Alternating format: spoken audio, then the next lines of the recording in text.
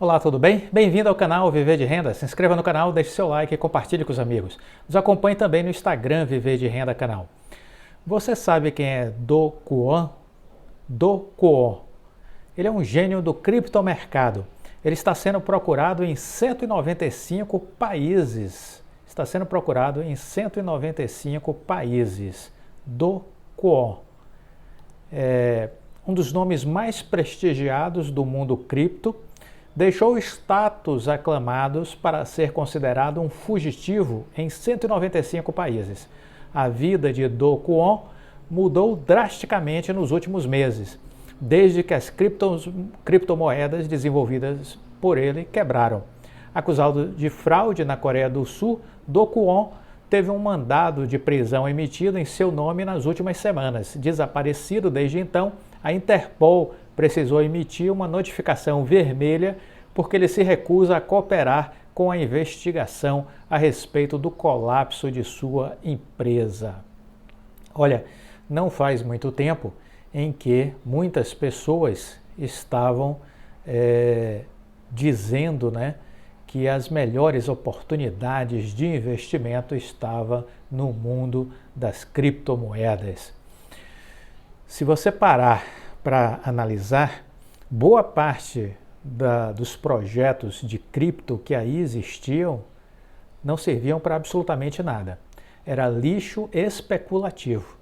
E muita gente estava ganhando dinheiro porque havia um excedente de capital flutuando aí pelos mercados. Muita gente ganhando dinheiro e ganhando bastante dinheiro. Quem soube surfar as ondas do mundo cripto ganhou dinheiro.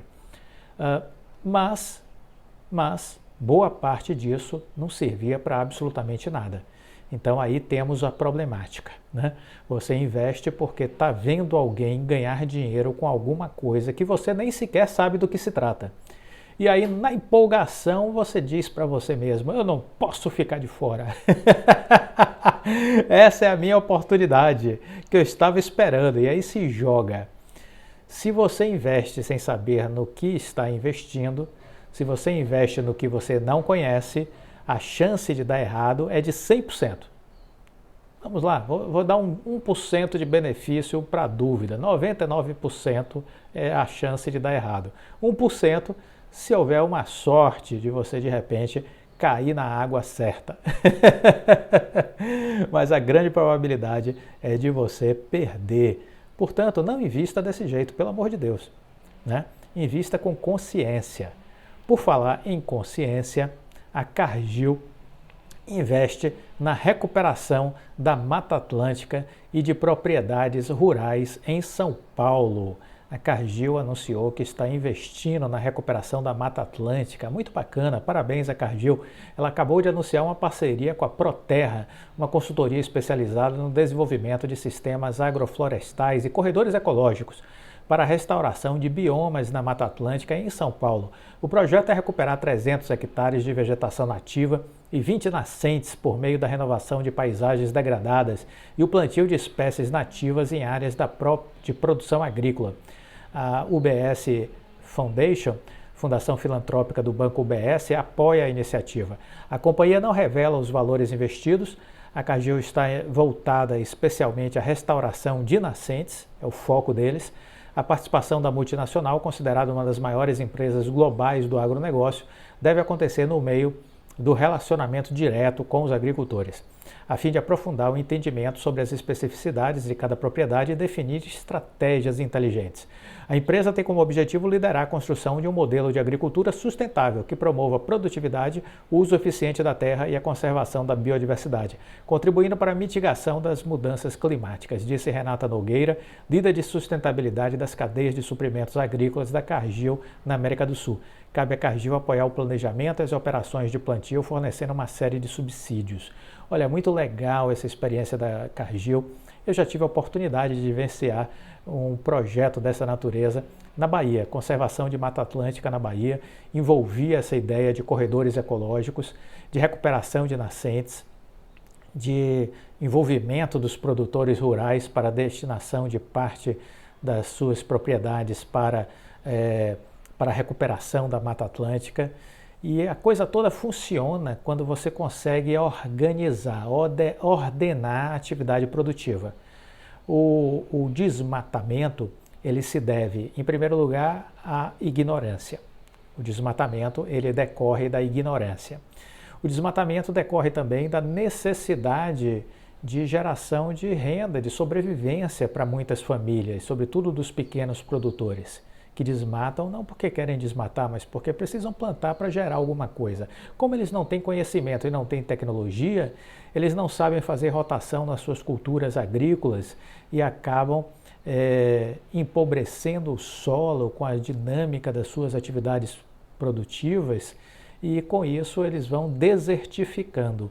Eles vão desmatando para ocupar outro espaço, porque o que eles ocupavam anteriormente já não serve mais nada, porque o solo foi empobrecido pela sua ignorância, pela sua falta de conhecimento. Vivi isso de perto, conheço muito bem essa história de desenvolvimento regional a partir do modelo agrícola, da conscientização das pessoas. Então passa muito por educação, transferência de tecnologia e educação, tecnologia e educação. Quando você faz isso, os resultados rapidamente aparecem, sobretudo se você trabalhar com jovens, que era o que a gente fazia. A gente trabalhava com jovens, filhos dos produtores rurais, dos agricultores, e aí criávamos uma nova geração de agricultores. E aí a revolução aparecia rapidamente. Em 2, 3 anos você já tinha resultados extraordinários de mudança de mentalidade, de mudança de paradigma, de resultado concreto. Foi parceira nossa nessa iniciativa que eu tive envolvido, a Embrapa, que cuidou exatamente dessa transferência de tecnologia. Mas uma Embrapa que a gente encontrou sucateada, que não tinha recursos nem para botar combustível nos seus carros. Então, foi a iniciativa privada que bancou o projeto, que bancou o custeio da atividade da Embrapa. A Embrapa conseguiu sair dos seus laboratórios intramuros e ir para as comunidades, porque tinha a iniciativa privada bancando esse deslocamento, bancando as pesquisas, os materiais necessários, os insumos, os equipamentos, para que a coisa acontecesse. Lembro-me muito bem de um pesquisador da Embrapa que já estava para se aposentar. E quando a gente teve a primeira reunião, eu apresentei o projeto do que se tratava, a nossa ideia, ele disse: olha, eu estava para pedir a minha aposentadoria, mas eu vou adiar ela por 1 ano, porque eu quero fazer parte disso. Porque eu sempre sonhei em ter essa utilidade na transformação da vida dos agricultores aqui da região. E eu nunca tive essa oportunidade. E agora vocês estão me trazendo um sonho antigo de volta, que eu já tinha esquecido. Eu já estava para pendurar a chuteira, mas vocês me motivaram de novo. Eu vou adiar minha aposentadoria porque eu quero viver essa história.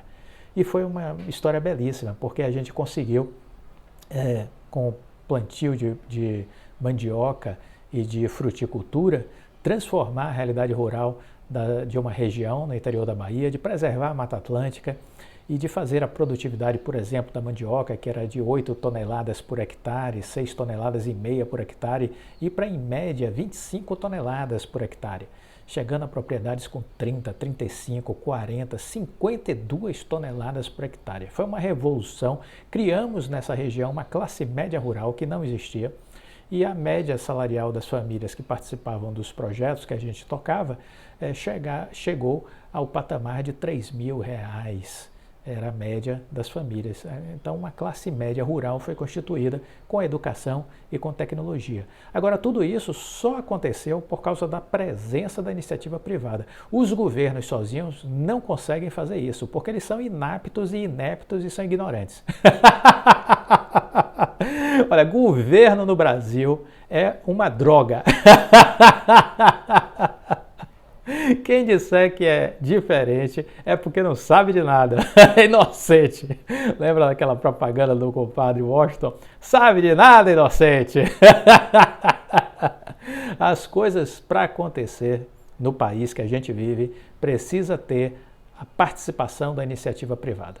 Se não tiver empresa participando, esqueça, porque não vai para frente. Não vai para frente, porque se depender só do governo, olha, não anda. Não anda porque não tem competência, a verdade é essa. não tem inteligência e não tem competência.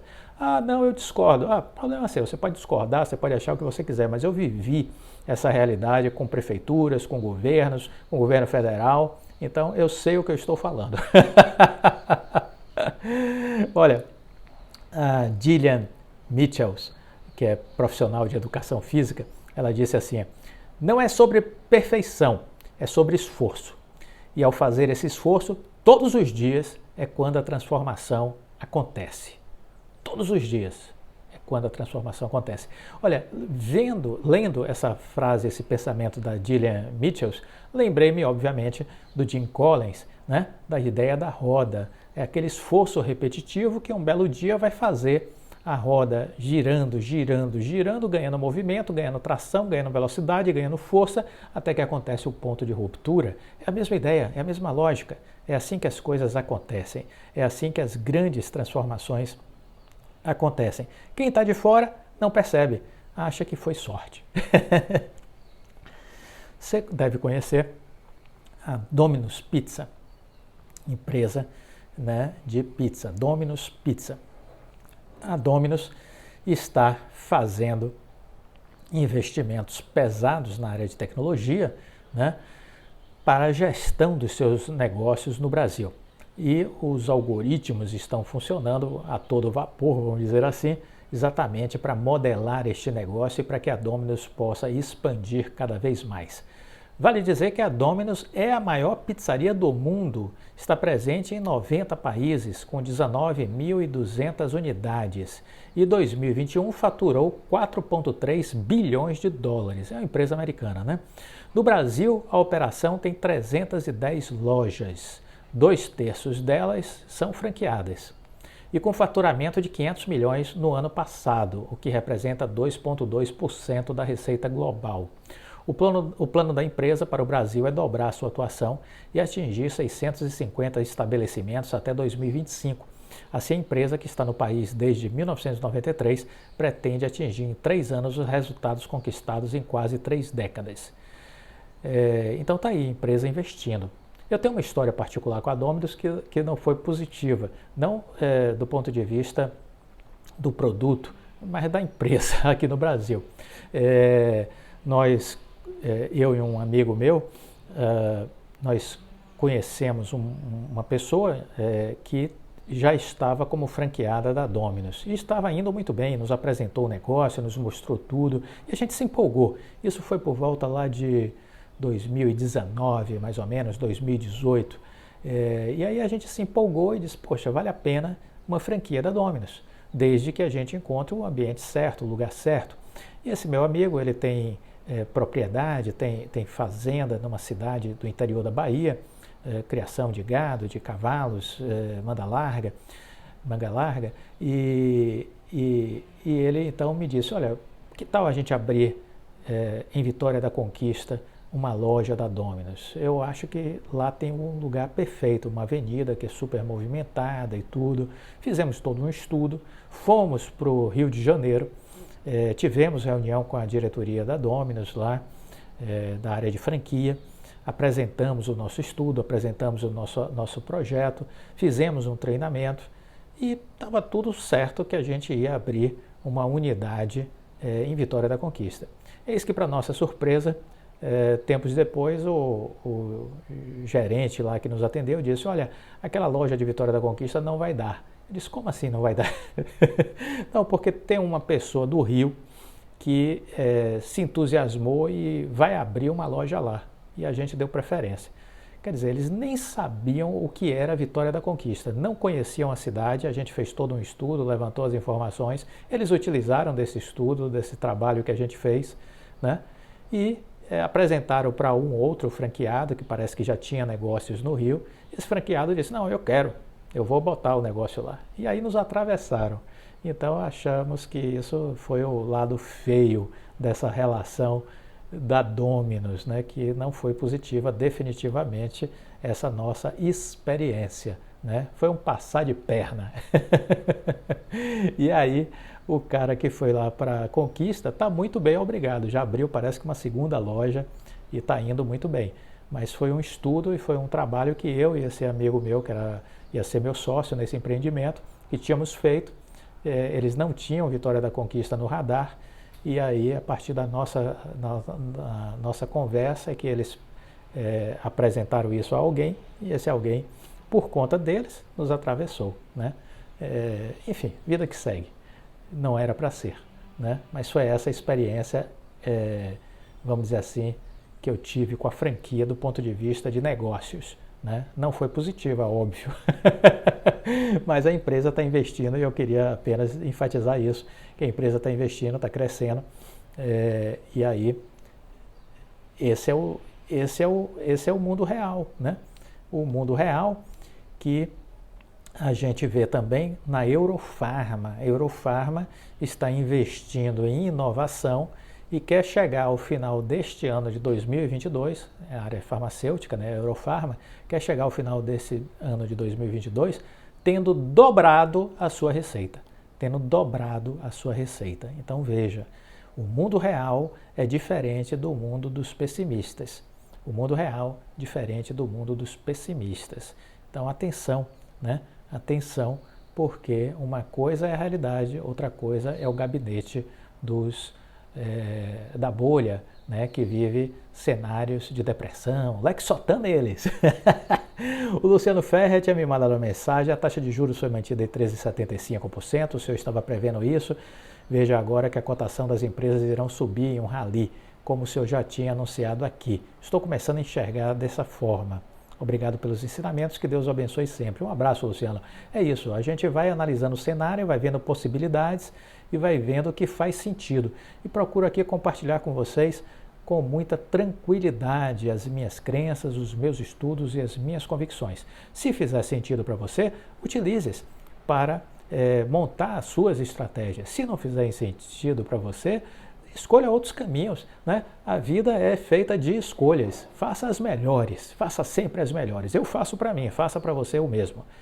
O Warren Buffett diz assim: não precisamos ser mais espertos que os outros. Não precisamos ser mais espertos que os outros. Precisamos ser mais disciplinados. Olha só que legal. Não precisamos ser mais espertos. Precisamos ser mais disciplinados. Warren Buffett. Esse homem é minha principal referência no mundo dos investimentos, um bilionário, o maior bilionário de bolsa de valores do mundo, né? E ele, para mim, o que ele fala, a gente tem que parar, escutar, ler, reler, porque para mim faz sentido. Então, recomendo sempre que você se inspire nessa figura brilhante, que já está eternizado nas páginas da história, né, do mundo dos investimentos. Olha, um dado me chamou a atenção, queria compartilhar com vocês. A China continua com uma estratégia altamente restritiva toda vez que existe, vamos dizer assim, casos que chamam a atenção deles com relação a contágio de Covid. E o interessante aí para refletir é que 75% das empresas europeias estão sendo afetadas por essa estratégia da China. 75% das empresas europeias estão sendo afetadas. É uma política dura, uma política restritiva, a Covid zero, como eles batizaram lá. Eles vão paralisando as operações em cidades, em províncias, em bairros. Isso prejudica as empresas que estão produzindo lá e, consequentemente, empresas que estão vinculadas a essas fábricas nas cidades que entram em lockdown. E isso vem afetando as operações de empresas europeias. Essa informação veio agora há pouco sendo divulgada pelo relatório da Câmara de Comércio da União Europeia na China, e é um pronunciamento recente, né, da comunidade empresarial estrangeira sobre este impacto, que isso poderá isolar progressivamente a China no cenário internacional. Então, a advertência foi dada. Olha, isso poderá isolar crescentemente a China no cenário internacional. A China é uma grande economia, não há dúvidas quanto a isso, mas é o último país que tem mantido uma estratégia severa de lockdowns para conter surtos do vírus, com a combinação sempre de suspensão de atividades, de confinamentos, testes em larga escala e quarentenas prolongadas. Isso é um inferno astral na vida de qualquer empresa, de qualquer pessoa minimamente inteligente, né? Então, isso decorre também de um problema de vacinação. A estratégia de vacinação chinesa não foi a mais acertada, né? Muita gente não se vacinou, inclusive muitos idosos não se vacinaram. Apesar de provocar os fechamentos de negócios e estar prejudicando a cadeia mundial de abastecimento, o presidente da China faz cara de paisagem. Faz cara de paisagem, diz que isso não é com ele não está nem aí pelo que ele demonstra. Isso denota ou uma estupidez do líder da China ou uma estratégia que tem algum propósito, né? Seja ele de prejudicar. Só pode. Porque ou o cara é burro, porque mantém algo que está prejudicando o seu país e prejudicando os outros países, ou ele está fazendo isso de caso pensado. Não tem uma terceira alternativa. Ou ele é burro, ou ele é inteligente do ponto de vista do mal. Ou seja, ele quer tirar proveito da crise de alguma forma. Não sei qual é a opção, mas das duas, uma. Ou está faltando a ele inteligência, está faltando assessoramento, ou ele está fazendo isso de caso pensado, ou ele está fazendo isso de forma deliberada. Vamos aguardar a marcha dos acontecimentos. Mas o ambiente da China, empresarialmente falando, ele continua imprevisível enquanto persistir essa ameaça de confinamentos. Essa política inflexível, ela é inconsistente e 75% das empresas europeias estão tendo problemas em suas operações, tendo impactos nas suas cadeias de produção. E o que fazer? O que fazer é sair da China. Resposta simples, a Apple já está fazendo isso, fortalecendo sua posição em Índia e abrindo uma iniciativa no Vietnã. E o ideal é que as empresas europeias façam o mesmo e que deem um prazo de 2, 3 anos para tirar completamente suas operações do território chinês. Essa é a melhor resposta que as empresas que estão se sentindo prejudicadas devem fazer. Não há mais o que esperar. Esperar o quê, pelo amor de Deus? Está sendo prejudicado, vai esperar mais o quê? Vai desmontando suas operações da China, vai levando para outros ambientes, faz o que a Apple está fazendo. É a atitude mais inteligente e sensata. Não consigo enxergar melhor caminho que não seja esse. Eu vejo dessa forma. E acho que as empresas precisam pensar e raciocinar desta forma. Oscar Wilde, escritor irlandês, disse certa feita: aqueles que não fazem nada estão sempre dispostos a criticar os que estão fazendo alguma coisa. Isso é uma característica dos medíocres. Os medíocres agem sempre desta forma. Então, cuidado com gente medíocre. Satya Nadella, presidente da Microsoft, disse: o melhor trabalho acontece quando você sabe que não é apenas trabalho, mas algo que vai melhorar a vida de outras pessoas. Completamente diferente da cabeça do medíocre, né? A pessoa que sente que não é só trabalho é aquela pessoa que está fazendo algo que percebe que vai gerar benefício para a sociedade, benefício para outras pessoas, que vai deixar um legado no mundo. Isso é muito bacana. Viva Satya Nadella, presidente da Microsoft, viva gente que se conecta com esse tipo de raciocínio. Olha, a Porsche fez um período de reserva para ofertar ações no IPO. A demanda de investidores por ações da Porsche superou em poucas horas a oferta que existia de 9,4 bilhões de dólares. A carteira de pedidos, que foi aberta apenas na terça-feira, dia 20, foi coberta várias vezes em toda a faixa de preço de 76,50 euros a 82,50 euros. Foi um absoluto sucesso esse período de pré-reserva aí de ações da Porsche. A Porsche, que pertence à Volkswagen, se você não sabe, ela recebeu pedidos de investidores mais do que suficientes para cobrir a oferta pública inicial de 9,4 bilhões de sua fabricante de carros esportivos, a Porsche, poucas horas depois de começar a receber os pedidos de venda de ações, de acordo a Bloomberg. A carteira de pedidos, que foi aberta apenas na manhã do dia 20, agora de setembro, foi coberta várias vezes em todas as faixas de preço por ação. Assim, a demanda dos investidores indica que superou a oferta total. Muita gente não pode ter um Porsche em casa, quer ter um Porsche na sua carteira. Não é? As marcas de luxo são resilientes, as empresas que trabalham com o luxo são resilientes. daí se entende o interesse por empresas assim, porque elas têm um alto potencial de crescimento. Quer boas notícias? Olha, o canal Viver de Renda é um canal de boas notícias. Aqui não tem tempo ruim, pessoas preocupadas com crises, aqui não é este ambiente. Aqui é um ambiente de gente alegre, de gente feliz. O hard não tem vida fácil aqui, ele fica triste, porque ele fica só se lamentando, ó vida, ó azar, ó céus. Não tem lugar para o hard. Aqui temos notícias boas. Os gastos dos turistas estrangeiros no Brasil cresceram 84% de janeiro a julho. De janeiro a julho, os gastos dos turistas estrangeiros cresceu 84%. Muito bom, né? Eles somaram mais de 2,7 bilhões de dólares, o que equivale a 14,5 bilhões de reais de janeiro a julho deste ano. Um valor 84% maior do que o registrado no mesmo período de 2021. Né? Dados divulgados pelo Banco Central e pelo Ministério do Turismo.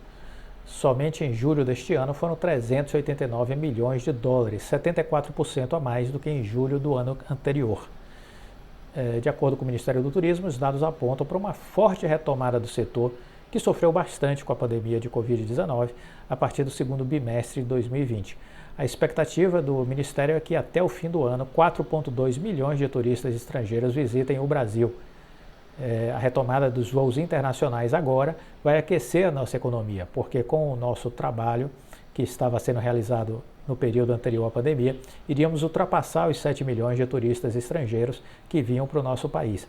Mas fomos surpreendidos com a pandemia, e isso colocou praticamente o setor a zero, mas agora a gente espera já alcançar a marca de 4 milhões no final deste ano. E vemos que com isso a gente vai fortalecendo cada vez mais a nossa economia. É muito importante que os estrangeiros venham para o nosso país. Dos estrangeiros que vêm para cá, em torno de 93% querem voltar, 95% aprovam a nossa gastronomia.